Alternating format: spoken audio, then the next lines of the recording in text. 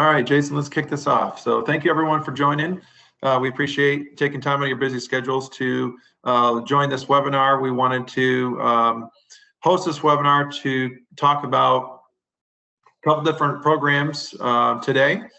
We hope that this information is informational, allows you to look at different ways of procuring talent today, maybe from different model that you have, or also look at benefits of looking at different ways to structure your program to optimize it in the talent market that we have today with tight labor. So my name is Derek Reiskamp. I've been with Acara Solutions for over 6 years, been in the staffing industry for over 20 years, managing and implementing large master vendor programs across industries, ranging from 300 plus to 1,000 plus headcount.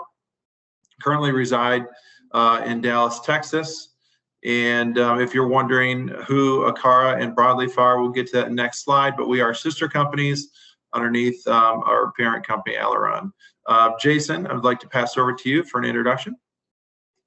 Great, thanks, Derek. Hi, everybody. My name is Jason Crumwitty. I'm the Executive Vice President here at Broadleaf, and my primary role is I lead strategy, growth, and innovation for the firm. I'm going to take the MSP side, or the master service program side of our discussion today. And what I have deep expertise in is helping clients and our customers and prospects think through their contingent labor strategies to help design, build, and operate programs that are going to be most effective, that drive value for our clients' organizations. And to get everyone a quick background on who we are as an organization and why we put the call together today. As I mentioned, Acara and Broadleaf are sister companies. Acara is our parent holding company out of Buffalo, New York. As a whole, we're a total talent management organization. Acara is our contingent labor arm, manages master vendor programs, contract staffing, direct placement. And then Broadleaf is our managed service program provider, as well as RPO outsourcing. It is a certified woman business enterprise. Talent Rise is our executive search HR consulting division, leadership coaching. Loom is our IT outsourced solutions, fractional CIO. And then Viaduct is a contingent labor, but primarily focuses on fast growing startups. So a couple of things that we wanted to highlight before we kick this agenda off is, why did we put together this webinar? We look at the industry trends with contingent labor and the shifting landscape. Ever since COVID, buyers and clients have been calling us with dramatic changes to their workforce. As you all may have experienced, the labor has become less and less available, more and more competitive, rates are going up, and so new solutions are needed to address these shifts in talent. One of the things that we see is changing in the contingent labor realm is vendor alignment. Many companies are moving away from vendor neutral programs, looking at putting in master vendor programs, prime vendor programs, aligning vendors that better suit their needs based upon geographic location, skill set, fit, pricing, and they're moving away from vendor neutral. They're also moving away from non-mandated programs, meaning the old Wild West days of managers being able to just use whoever they want, whenever they want. Contracts, MSAs are all over the place within the organization. Don't even know who you have an agreement with. Dozens of agencies calling in, pricing across the board. Those days are going away. Procurement and talent acquisition have gotten together and are starting to align. They've been aligning for some time, but more and more in regards to who are the vendors that are supporting us for contingent labor today, why are they a partner, and what's the benefit that we can get out of them and they can get out of us. Another thing that we see is changing is the program model. Companies are wanting to align fewer suppliers. That does drive more accountability. Less suppliers in a program allows you to have a closer relationship, align more in strategy and goals, as well as be more in sync from a selling and sourcing standpoint. The less vendors that you have in a program, the more they can act as if they're your extension of your TA and your recruiting team. They know the industry, they know your specific team culture, they can sell the hiring manager better. And what we're seeing is it's driving better results with fewer suppliers in our program. In addition, we're seeing agility. Buyers are looking for comprehensive solutions that are scalable, that are strategic, that are white glove. So no more out of the box programs, one size fits all. Every organization post-COVID has gone through dramatic changes and shifts, and they're looking for suppliers, contingent labor suppliers, to be agile and to be able to, maybe the program today was designed to support the needs, and 6 months later, that program's completely changed. Your business has changed, and they need suppliers to be able to adjust to that. Another thing that we're seeing is collaboration. Hiring managers want access to vendors, and vendors want access to hiring managers. And this can be just as simple as an intake call. Many of you are probably running intake calls or allowing managers to have intake calls. Some maybe not, but the hard to find talent is one thing that is really a sticking point for organizations. When you're looking at, you have solutions you need to scale, products you need to deliver, some specific talent is very hard to find, and without the ability for recruiters to have access to hiring managers and say, tell me about this resume. Why didn't it fit? What are you looking for? Can you train in-house on this? That flexibility to have that conversation really makes a lastful impact into the search, and also drives more alignment with the recruiting company. Also, we're seeing complexity. The entire business is coming together to solve not only cross-country solutions, but also world solutions where you have supply chain involved, you have procurement, you have marketing, you have TA. All these organizations need to come together and are coming together within the departments to determine what's the best staffing solution, where are our needs, where are pain points, and are using all these industry trends to try design custom recruitment program that before was more out of the box and more generic. And so these are some things we're going to kind of highlight as we talk through our different program models today and the benefits of them. Jason, I'm going to kick it over to you.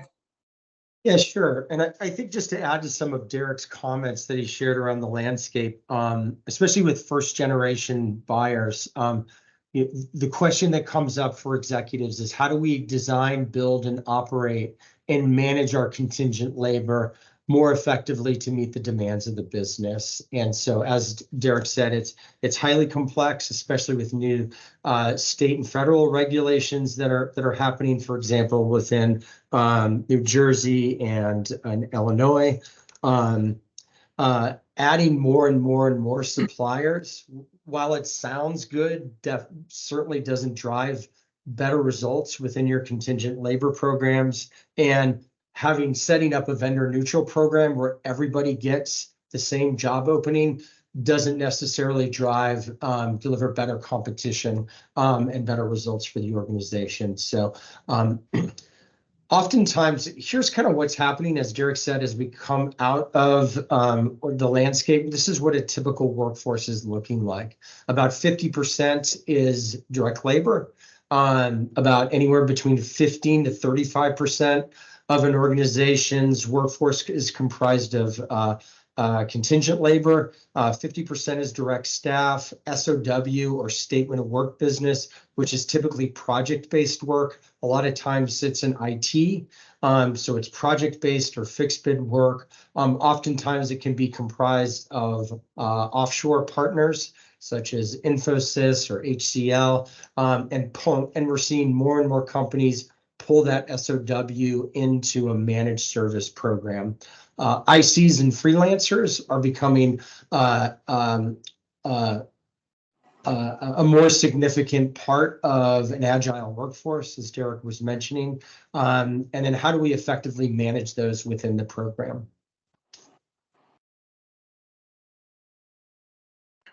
So shifting over to, there's lots of different flavors when you look at total talent or total workforce solutions that our clients are engaged in. MSP, master vendor programs are really a foundational solution that you can launch a lot of different service lines that can add agility and deal with the complexity within your workforce. So for example, payrolling services can be handled by the MSP or by the MVP, helping to consolidate all of that under one supplier that can look at the entire workforce needs. RPO is being used in complement with an MSP to help with direct staff. IC compliance is making sure that your ICs that are working for you have the right structure, the 1099 structure, corporate entities to make sure that they're compliant and there are no co-employment issues.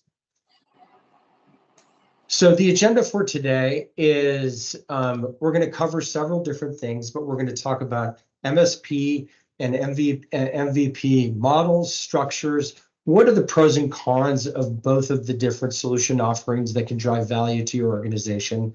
Second, we're seeing a blending or hybrid approaches that we'll talk more about further about how those can, how the different solutions can work together depending on what your business requirements are and situational aspects.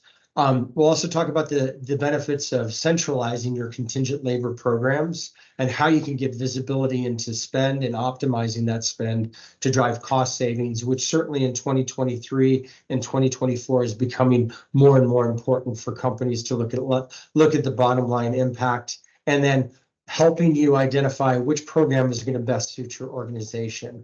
I will say, if you have questions throughout the program, if you can put those questions in the chat, we'll be tracking those throughout and either answer them in real time or we'll answer them at the end of our session. Yeah, this time we have 4 polls throughout the presentation we want to launch. And this first one is, which program best describes your contingent labor model today? As right now, it looks like polling internally managed programs, there's 40% internally managed, 6% decentralized no formal program, master vendor program 1, and then MSP 43%. So it looks like MSP is the leading program of choice right now with those who attended this call. This one's a little bit more fun. This one's a meme poll. How do you feel about your contingent labor program today? Keep it up. You can see the responses as they're coming in. Looks like right now about 50% are confident with how you feel about your program today. Right now it's scoring at 21% confused, 27% worried. Nobody's panicked. That's a good thing. Nobody's panicked. The good thing is with any program, any solution, there's always ideas and things that you can do to scale and to flex. So as we go through, hopefully for those who may be confused or worried, we're going to have some answers for you and can kind of talk through the benefits of the options that are out there. What we're going to talk about here is MSP and MVP model, the structure and benefits. What is the difference? Some of you may have been asking at the beginning as we started this webinar. We just wanted to highlight kind of how we separate them within our organizations and then how we walk through these solutions with our customers. So just the background, an MSP is a managed service program. What it does, it aims to consolidate the workforce across all suppliers under a single workforce management company. A managed service program traditionally does not do any recruiting. They are managing all of the recruitment partners that are aligned underneath the company to support the contingent labor roles. An MVP, master vendor program, focuses on contingent labor through using a single vendor. In this scenario, an MVP also can utilize sub-vendors as needed for niche roles, but an MVP, they're doing the sole recruiting for all the positions. So the biggest difference between the two, an MSP does not do any recruiting, but manages recruiting partners. And an MVP is a sole focus vendor for all recruiting and can align sub-vendors as needed as well. So the choice between these programs really depends on your workforce needs. There may be certain locations that predominantly have the same position that you're filling over and over and over again, and it may be better to align a master vendor to build a team on site and continually source candidates and keep that pipeline open versus having a ton of fishing lines in the same lake. It could be complexity of the workforce requirements may cause you, in geographic location, may cause you to have an MSP. May be too difficult to line an MVP in certain geographical areas. So those are some of the reasons or differences between different programs. What we kind of did is the attributes of both. Here we wanted to highlight, everybody will get a copy of the webinar post, so you'll be able to receive these for your future record. Highlighting MSP on the left, as we shared, this is consolidated single MSA and supplier contracts, all underneath the MSP. The MSP will draft this with the organization, and then we'll roll it out to all the sub-suppliers. Markup bill rates are all established by the MSP supplier and the client. Generally, there's no on-site agency staff by any sub-suppliers. The MSP will have a program manager in place. Sometimes they'll ask the MSP to be on site. Sometimes there may be remote support in the program. Depends on the headcount and where the geographical locations are. An MSP also manages all the recruitment activity and vendor relationships, so contract negotiations, invoicing, those types, all that is offboarded to the MSP. Typical spend for an MSP ranges from 15 million to 200 million plus. And then you also have global management within an MSP that can support worldwide locations. If you have contingent labor outside of the continental US. And then it's also a supplier funded model, meaning the VMS and MSP fees are typically taken out of the agency's markups. And that markup, after the fees removed, the rest flows down to the agency when they're paid. Technology, typically need to leverage a VMS platform so they can manage all the transactions and requisitions that are going into the system. An MSP does not house any recruitment data, so analytics reporting data is only possible through a VMS platform or like, where they can score vendors as well as help with attrition and other details that is useful for business planning. On the flip side, we have the MVP, consolidated single MSA and invoicing, very similar to an MSP. You have a single point of contact. Many times in MVP, you'll have an on-site program team, whether it's a program manager and or recruiters, depending on the headcount. And then you'll utilize sub-vendors as needed to fill gaps, whether there's certain niche positions or a company may have had a certain diversity requirement that they can sub-vet underneath here. And then outlined with the MVP, some of the benefits are really standardizing processes and onboarding and recruitment activities because this agency or this company would be doing all the recruitment activities. So it's really more of an extension of your recruitment team and allows you to make standard and process a little bit more efficient. Yearly contractor spend ranges from 3 million to 100 million. And all performance reporting analytics are housed within the ATS for the MVP. Very similar reports and data that an MSP will be able to have within that VMS. An MSP or MVP will be able to provide. There is no need for an MVP or a VMS within an MVP, but they can operate within that if needed, if that's in place already. Economies of scale pricing. If you think on the MSP side, traditional programs could have a dozen to 2 dozen plus vendors. Those rates are mandated and pushed down from the MSP. With the MVP, pricing can get a little bit more aggressive as they're going to get 80, 90%, 100% of the spend that comes through. So there's much more economies of scale to generate cost savings, and there's no management fee. Want to back up a little bit too and just talk about what's the difference between an MVP and traditional staffing. So traditional staffing within organization, staffing is performed by multiple suppliers, multiple contracts, and different invoicing terms, different pay rates, different markup rates. business owns delivery. So, maybe in-house HR teams, procurement, hiring managers are all managing that process differently. What onboarding looks like. You have different billing cycles. So when invoices come in, there's a lot of reconciliation that needs to be done by the business to confirm with all the leaders, process to pay. And then, processes can be inconsistent.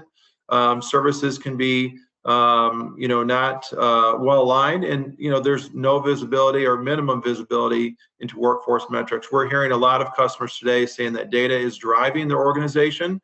And without data, they're having a hard time determining attrition rates, turnover, headcount spikes. And within contingent labor, this is a big piece for their planning. And so in traditional model, not having access to that is a big deterrent for moving forward, and they really want visibility into that. And then there's also lack of volume pricing. Without exclusivity or prime vendors, it's hard to negotiate the best price, and you'll get retail pricing most often. On the flip side, with MVP, we did talk about consolidated pricing, economies of scale. And then the biggest piece here, that the difference is the data and report analytics. Having access to that allows the business to operate and thrive and move at a quicker pace, aligned with the direct staffing provider. So difference between traditional, working with a bunch of suppliers where everyone's kind of doing their own thing, versus MVP. It's very consolidated, and it's using analytics to determine the next stage for the business. Jason, I'm going to hand this over to you for the next couple of slides. All right, sounds good. Well, we're going to take what Derek talked about at a high level and some of the attributes, and then how does it look like? What are the attributes, and then how does that flow down to the prime supplier, which could be Acara, another supplier, and then having sub suppliers that could fill the gaps or specialty needs within that. So MVPs are typically deployed at high volume locations, and I can take an recent example of a client that's currently in a decentralized contingent labor program.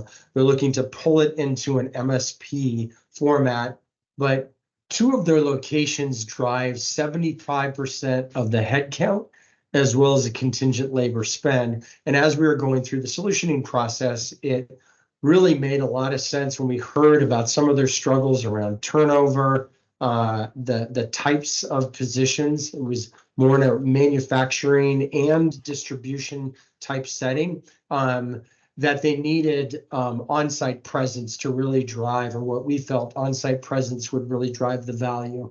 There were manual processes that were being handled by internal people, HR and operations people, and so there were multiple handoffs and things were just getting dropped.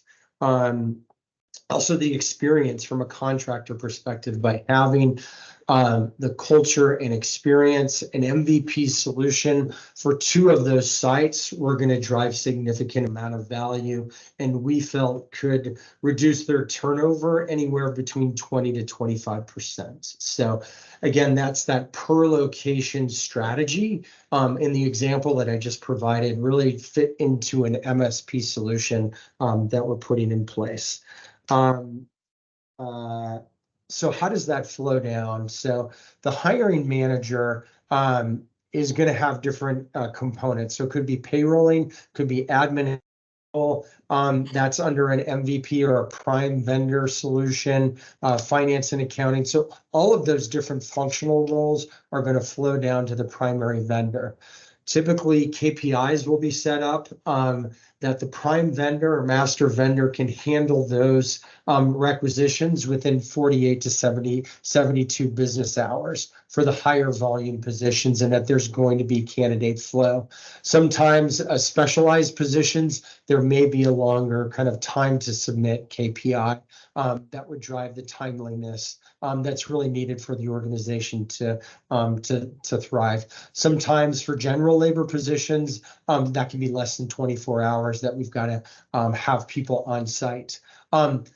again, from a business continuity perspective, we do want to have sub-suppliers that are supporting the program in the event that there is a scalable situation that hiring demand, let's say, bumps from 20, 30 positions per day or per week. And let's say there's a new business order or contract that's fulfilled that we need to ramp from, 100 to 500 per month. That's going to require some extra support that's going to be needed from a timely standpoint.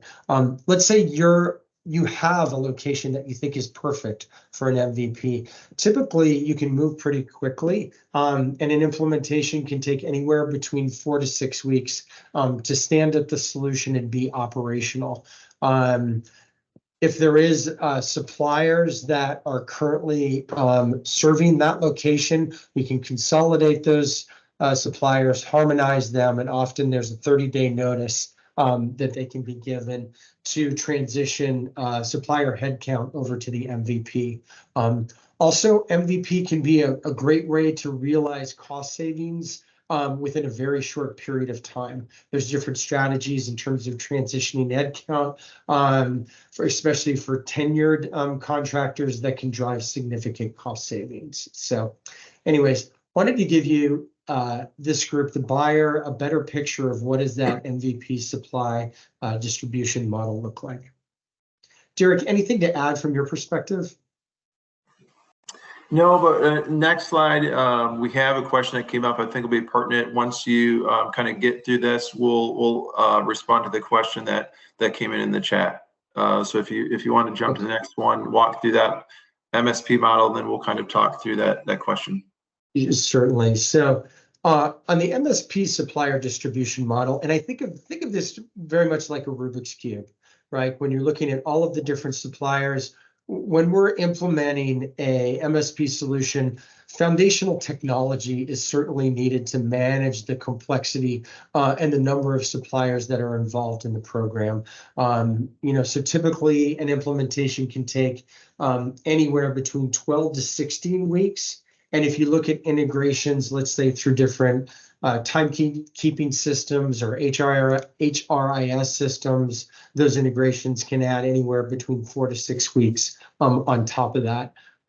Integrations can be really important, especially to streamline, operationalize, and make sure that you're getting visibility into the data that's really needed to drive the cost efficiencies and the quality of the program. So in this example, as you can see, there's multiple different options that we're pulling in this one. So that MSP hybrid model. So if you look in the manufacturing segment on the left-hand side, there is an MVP or a primary vendors that have been selected. And again, that's typically good in high volume locations. I would say anywhere, 100, 150 plus contractors is a good rule of thumb in terms of headcount where it can make sense. You can also deploy a prime vendor, an MVP solution for a functional area. And we often see it deployed within, let's say, an IT department where there's maybe 1 or 2 prime vendors or master vendors that are supporting specialized IT roles or engineering roles that make sense. Again, same timing goes into effect where you've got KPIs where the prime has certain KPIs to get candidates within the mix once a contingent labor requisition opens, and then it may flow down into the sub suppliers that would be providing extra support if needed. Now let's move over to the right on the admin clerical side. I talked about vendor neutral may not be the best option to drive competition. But especially for admin clerical, it can really make a lot of sense to push it out to all of the vendors to create that competition, let's say for lower level type positions on the admin clerical. And then again, that would flow down to a tier 2. Another option to describe is, let's say within Development and engineering, it's more of a tiered structure right in the middle there, that we've got tiered vendors or specialty vendors that the requisition is going to be distributed to right from the onset when it opens up, and an intake session is managed by the MSP in partnership with the suppliers and the hiring manager to truly understand what are the core skills, requirements, and experience for that contractor to be successful, and allow that supplier to build the relationship and truly understand what the specific needs are going to be for the hiring manager. So tiered vendors would, let's say, have 48 to 72 hours to respond, and then it would flow down to the sub vendors in tier 2. Now we're also seeing a prevalence happen, which is direct sourcing, where the MSP is leveraging the company's brand to attract temporary labor into the contingent labor pool. So, for example, candidates that apply to their applicant tracking system may not get selected for that position. But that same applicant pool could opt in to be, hey, I would like to be considered for a contingent labor role if in fact it does come available. So it allows you to build direct sourcing options within an MSP program, allow you to build that contingent labor pool for scalability, for reduced cost, and for responsiveness as well as giving some of those people that applied for a job, a silver medalist, let's say, that didn't get it, but is still interested in your brand, and then could opt in, let's say, for a temp to hire position. So there's lots of different options that we're seeing leveraging direct sourcing opportunities as well. So this gives you an idea of how we can structure, pivot, offer up hybrid models within the MSP solution to address specialized needs, to address high volume needs, and really tailored to what the business is going to need and when and how they use contingent labor effectively. Derek, you're on mute. Okay, yeah, I wanted to, I think this is a good time to answer or ask the question that was put in the chat here. It's a good question you may be able to answer.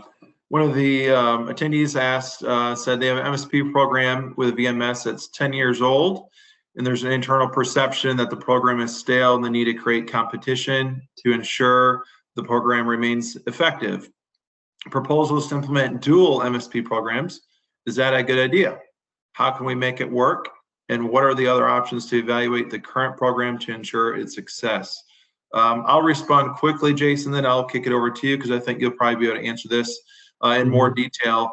One of the things, as you kind of look at the slide that's up right now and the supplier distribution model, is to maybe currently your program in place today is vendor neutral. This is not an example of exactly how every company's function, but this is an example of how you can look at different ways to energize your vendor base. One of the things, if you're not finding energy from your vendor base, is there could be too many vendors. People feel like they're not getting enough fills and they're supporting other companies and that they can get a higher fill ratio with. And so you may need to align a master vendor or prime suppliers underneath those programs to energize them, to have more direct communication with them, or maybe give them access to hiring managers. I'm not sure if the program today allows access to hiring managers for intake calls and feedback. Sometimes, because I come from the agency side, sometimes agencies can get burned out going through an MSP and not having any communication. And it doesn't matter how many agencies you add, it's still going to be the same. Agencies really want contact with who's making the hiring decision. So the more layers you add, the more difficult it is for agencies to get involved. The less layers, the more involved they are, especially post-COVID. Costs are up, recruiting cycles are up, and we want to do whatever we can to eliminate recruiting cycles, make hiring times faster. And so, I think maybe look at the different distribution models here, or maybe look at possible master vendor. Jason, I know you can probably speak to the dual MSP program because we have a scenario with a client today, and you can kind of talk to the pros and cons of that. Yeah, sure. I think you addressed a lot of the options that I think could be used. We do hear this frequently about the program's been in place for a decade. It's become stale and needs a refresher. One option which you may have done is just take it out to bid. I think just going through that process of looking to see what's out there, and looking to see what different models are being deployed could give you another sense of refreshing it and adapting it. Adding another MSP to go side by side, it would depend. Of course, a few questions I would have is it can add more complexity into your program, so it would depend on the size and scale and kind of this distribution model. Are there areas in particular that are becoming stale? So, and then having the MSP, a VMS with two separate MSPs operating in the VMS. Sometimes the VMS is owned by one MSP, so you'd have to do some configurations that would make that a good option. Another, like Derek said, is having a supplier forum and a survey, gathering data about what's going on with the supplier base. Introducing an MVP to focus on a particular area or a prime vendor model within the MSP. We have several of our clients that we have an MVP inside of our own MSP program because of the complexity, the nature of the jobs, the experience that needs to happen at that particular location. So an MVP model really could be an interesting option to introduce to refresh the program. I'd want to unpack the word stale too. Like what's the data showing that it's stale, and could we be a little bit more prescriptive on what are implementing some changes that could refresh the program? So excellent question. It's very common that we run into those situations and can offer up some new ideas on how to approach it. I would also add direct sourcing could be a really interesting option depending on what VMS you're using. There are AI CRM tools that are supporting direct sourcing programs that can add an interesting element to refresh it as well. So good. I'm going to shift over to, and Derek's going to talk about, so we talked about hybrid and blending. We've already talked about it actually, but blending the MSP and MVP models together, and what are some of the pros and cons of doing so?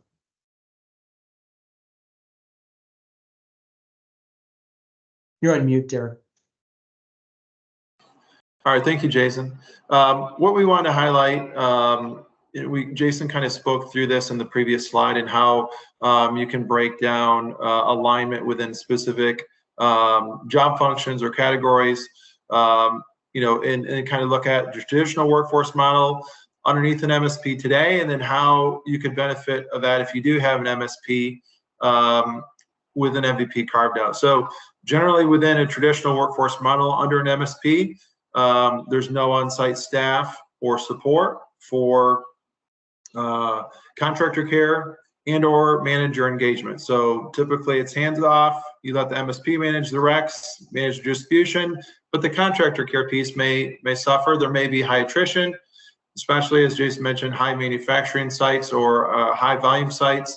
It is very important to have somebody on site to make sure that the various issues are supported and keeps attrition and turnover low.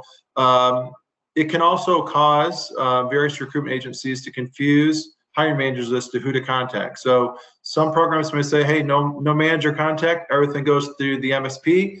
You still have vendors sometimes reaching out, hoping they can get them on the phone, ask questions. If you have a program like that where you've mandated nobody talks to the hiring managers, it all goes through an MSP, and the agencies are calling the hiring managers, that's a telltale sign that there's a disconnect between what the hiring manager really wants in a candidate versus what they're seeing or the feedback from the interviews. and recruiting agencies are just trying to get additional insight into what they need to tweak in the search to fill a position. You may, if you have a lot of calls to your hiring managers going around your program, there's typically frustration brewing on the agency side, and they're asking for more collaboration, more visibility, more interaction with the hiring decision maker so that they can better fine tune their search.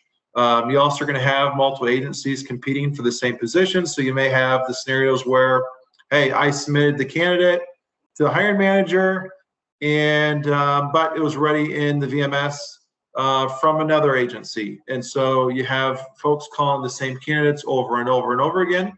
And then obviously there's no economy of scale pricing with that. But the flip side, if you add an MVP for a certain silo underneath an MSP, an MVP can, based upon the headcount, typically it's 50 or more headcount, can get a subject matter expert on site for consultant care, for hiring manager interaction, help speed the interview process up, improve the fill ratio, and decrease time to fill. MVP will own recruitment for those defined locations, and those are conversations between the MVP and the MSP of what they allow. You know, some of our programs where we're an MVP under an MSP, the MSP says you have full reign to the hiring managers. Just make sure everything's in the system. So we'll interview, screen candidates, bring them to hiring managers, get feedback directly, and then once they're onboarded, put them into the system. We'll also run job fairs, hiring events, as if we are the organization. And then we run and manage all those events when candidates come on site. Also can do, MVP can do site appreciation events, contractor awards and recognition, helping with attrition and turnover, and helping connect with the contingent workforce. You know, processes are consistent with MSP programs that may be outlined, and then obviously you have economies of scale. So if you talk to your vendor base and maybe it's stale right now, you may still be able to get a reduced markup rate out of them while giving them more exclusive business, which will also energize your program. So different ways to look at, you know, if you have an MSP today, how can you energize and support that program with, you know, some of these models that we're highlighting. I had a quick question pop up. It looks like it could be a good one. Let me jump over to this. For the 50 contractor number mentioned for MVP, is that one project job or through a period of, looks like period of time? Typically for an MVP, for someone to, for an agency to put somebody on site, typically it's at a single location.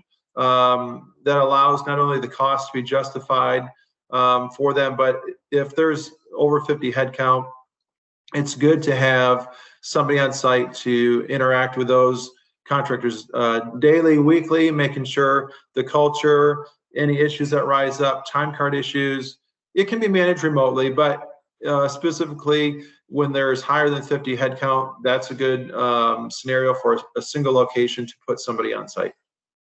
Hopefully that answers your question. Hey, Derek, can I just add, I think you brought up some really good points, especially with an MSP program and what we're really trying to foster, and you mentioned it earlier, is collaboration and relationship. I mean, when you think about suppliers or agencies, they're making an investment in the MSP program, and they're making an investment in the client brand, time, resources, and energy to deliver the contingent labor that you need. And so the ability to truly understand, they want to do a good job. And sometimes with technology, we can anonymize the process. And I think when we look at the future of MSP, it's really bringing that relationship and personalization that's going to drive better results. And I think when you push it out to 50 or 100 suppliers, and more is more, and that's going to drive better results. It's really paring it down to suppliers that are truly invested in your program, and that giving them that opportunity to thrive within the program is really, really critical for success. Well, thank you for that, Jason. You bet. All right, moving on to our next slide. this is an MVP within MSP. So we kind of showed that on the previous slide, some of the options that you could have here, but just depends on the area of organization that needs the most help or has highest volume of needs. So you can have prime vendors, you can have direct sourcing, you can have MVP sprinkled throughout. So I think if the biggest thing to take away from this webinar today is if you're working with MSP today and you're having issues in certain areas and their suggestion is just let's add more vendors, take a step back and say, how about we look at a different way? Let's optimize the vendors. Let's empower them more. Let's get them on the call. What are our top suppliers? You all have scorecards that come out from the VMS programs. Get on a call with those suppliers and say, hey, what do we need to get you more engaged in our requisitions? We want to give a higher volume. If we were to make you a master vendor, how much more of your recruiting bandwidth time could we get? Is there any pricing skills, discounts that we could get?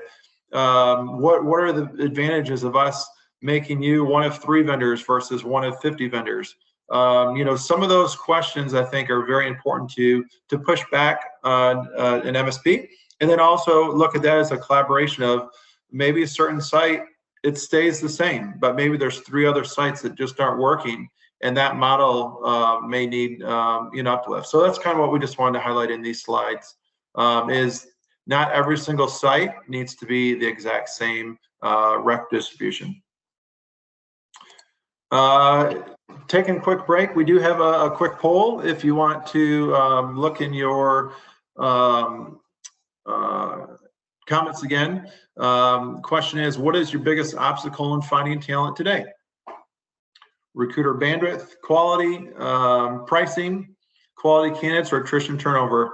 I'm interested to see everybody's responses here, as this is a big issue with a lot of customers today. Is attrition, having enough bandwidth, wanting to make sure that they address these needs as we continue to talk. Biggest obstacle in finding talent, pretty even. Quality candidates and recruiter bandwidth are tied. Attrition turnover comes in a close second, and then pricing, candidates, pricing expectations last. So it's good to know. So, some of the things when we're looking at recruiter bandwidth, that can either be an internal item or it can be an external item, meaning internal bandwidth from recruiting positions, or it can be external, not having enough vendor support. And then quality candidates, looking at how many folks are available for specific positions and what your competition's doing. Attrition turnover, we know it's highly competitive market out there, and this definitely does affect our recruiting cycles, and takes the top quality candidates that we have out there, within our organizations and supporting our work. So thank you for your answers there. What we want to talk about in the last few minutes is some of the benefits of a strategic cost savings and these types of programs. When you look at a master vendor program or MSP program, there's some soft savings and there's some hard savings. So soft savings is you can shorten your recruiting cycle time. You can increase retention by having more collaborative solutions, and then you can increase supplier participation by either aligning prime vendors or having a program that's centralized where across the board, all the hiring managers are on the same page. From the hard savings, you can, through implementing one of these programs, you can reduce rates for payrolling, direct sourcing, overtime rate, tenure. You can align rogue spend that may be outside of your purview right now. You can achieve volume rebates, as well as you can negotiate prompt payment discounts as well. The benefits of MSP and or MVP are reporting analytics. Customers are asking for data to drive decision making, not only in just other parts of organization is data important, but especially important in talent. to know what's the headcount that we need to adjust for specific ramps, and then how do we ensure that we have the right amount of people in here to support your customers' outgoing needs. The reports that can be created are all across the board, but turnover, terminations, conversions, placements accepted, completion of assignments, and specific ad hoc reporting can be created not only within a VMS, but outside of a VMS if there's a master vendor that's holding all that contractor data. Some tools that can be utilized within MSP or MVP are reports such as Lightcast, where you can utilize these tools for specific job information. You can upload job descriptions and look at specific locations that may be hard to find talent today. It'll give you a snapshot into the zip codes, job titles of where these candidates are in the marketplace, low, medium, high scale for compensation, as well as what your competitors are posting and what they're paying in these geographic territories. So these are very important marketing analytics tools to have.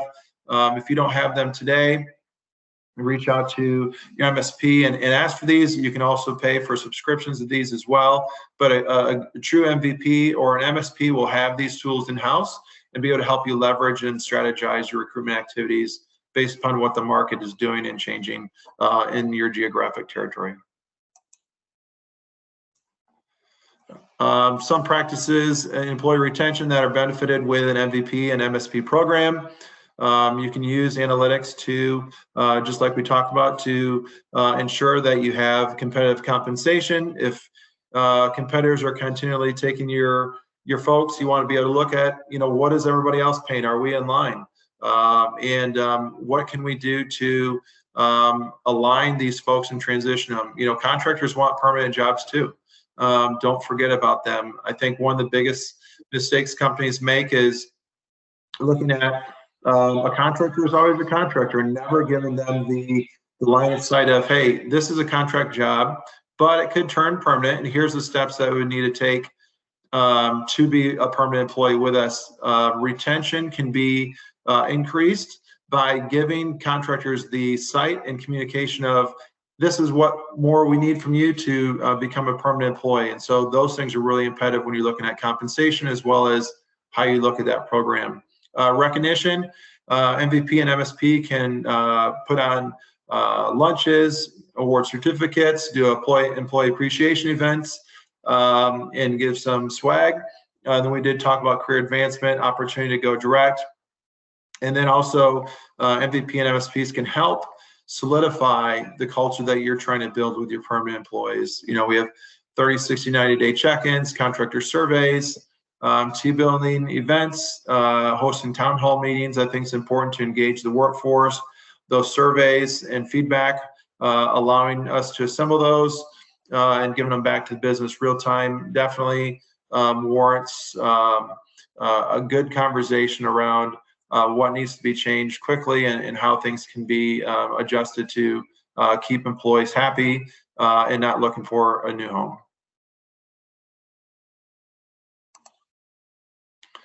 I'm going to kick it over quickly to Jason in a few minutes that we have left. And there was a question that came in the chat, which I think is a really good one. Is there benchmark data available to rank MSP service providers and performance KPIs? I think a really good resource is SIA. And CWS are two. SIA is the analyst firm that looks at all of the different staffing providers that are out there, MSPs included. So I will say from another good resource is Brightfield. So if you do currently have an existing MSP and are looking for benchmark data and how you compare with other MSPs and how do your positions benchmark with others, Brightfield is a data company and analytics company that sits on top of the VMS that is aggregating all of the contingent labor data into the cloud. It can be hugely useful when you're looking at your current MSP program. How do you compare in KPIs? So really good question. And if you want to talk further about that, I certainly can provide some additional resources. So KPIs, suppliers are the lifeblood of the program, whether it's an MVP or an MSP program. They're delivering the candidates to fulfill the needs to the organization, so the business can deliver on their commitments. I look at two things, which is timeliness, especially for contingent labor. That turnaround time is critical, so that time to submit a candidate within that 1 to 3 business days when a job openings comes available is critical. And then when the time to start. So when a requisition opens to when they're actually starting with a button seat is critical from a timeliness perspective. Also, what's critical as well is quality. Certainly, you want to look at suppliers. So submission of candidate that's converting into an interview, and then interview that's converting into a start. So is that flow of candidates? Are they quality submittals, and are those quality submittals turning into starts? And so we're looking at specific ratios. Generally we'd like to see, and again, this is a broad swag, but on an interview to start ratio about a 3 to 1. We want to see enough interviews that are happening that the hiring manager has choice.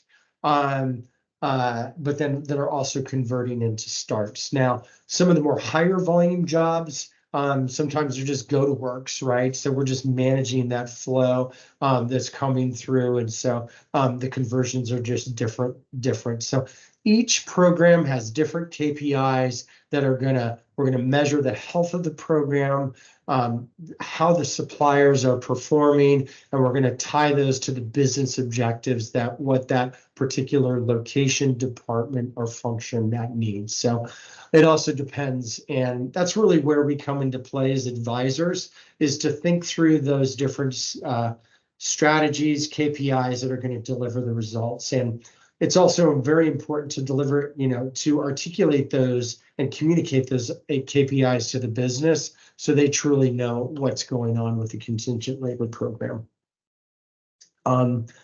So lastly, as we wrap up, we're kind of right at time right now. What kind of contingent labor program, what program model is going to be best for you? And the short answer is depends. Hopefully our webinar gave you some more color and flavor as to what's going on in the market, how things are evolving as companies and their workforces are changing. MSP programs are evolving. I'd say there's more of a shift towards a hybrid model, as we shared with our supplier distribution, that each function, department, or location has specific needs that is very different within the organization. So again, thinking about it as a Rubik's Cube and how we continually to adjust the Rubik's Cube, one side turns green, and then, how do we turn all of the sides so they're all the same color? We're certainly seeing mid-market, a lot of interest from the mid-market, that kind of $15 million in spend as they're trying to rein in and understand what is their contingent labor spend, how do we make it better? And those needs are very different than, let's say, a large market company, an enterprise company that has a current MSP program that's in place, a Generation 1 program with to the question earlier that's gone stale, and looking to take it or level up the program to a Generation 2 program. There's also a lot of changes within VMS technology, where you may have configured your process 5 to 10 years ago on a VMS like a Fieldglass, a Vinly, a Beeline.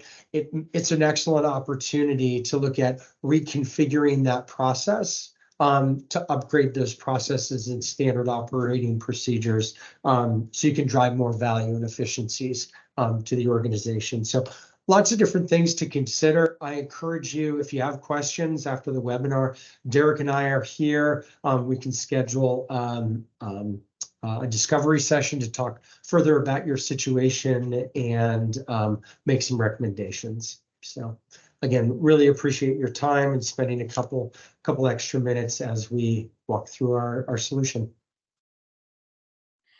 Jason, we had one question come in just before we have one last poll. One of the questions was, what's the best practice and pricing model? We have a pricing model that's based on a ceiling markup, based on resources pay rate, hence it restricts the supplier's margin. Is that still a good model? So let's see, best practice pricing model. I mean, there's a couple of different pricing models. Markup, that's based on job type, and standard markups across all different suppliers. And then there's a bill rate so a ceiling markup. So I'm understanding that to be a not to exceed bill rate. That can there's pros and cons of both. I think with a ceiling markup, or a not to exceed bill rate, you may want to expand the ranges a little bit more to deal with a specific situation. It could restrict a supplier's margin, but oftentimes a bill rate, not to exceed bill rate model, provides the supplier more flexibility. So again, we need to just understand that a little bit further to provide different types of advice in reconciling or calibrating that question. But I do think both of those are good models. Well, thank you, everyone. We have one last poll. If you'd be kind enough to respond, Austin, if you can put that in the chat. After looking at today, looking at the presentation, feel free to respond there. And I just did want to say thank you for taking time to join the webinar with us today. As Jason mentioned, we do really appreciate everyone's time, and we hope that moving forward, you can look to optimize with the existing partners you have in place. Share some of the details that we did today. If there's any opportunities that you'd like to talk with us further, or just kind of talk through different models and structures and how we're supporting our clients today and make them more effective, bringing cost savings as well as optimizing their supplier base, more than happy to have initial conversation. And you will get a copy of this recording as well as the slide deck following, as well as a post survey that we really would appreciate your response and feedback with. It'll help us guide further webinars like this in the future. So again, thank you for everyone's time, and we hope you have a wonderful day. Great. Thank you, everybody.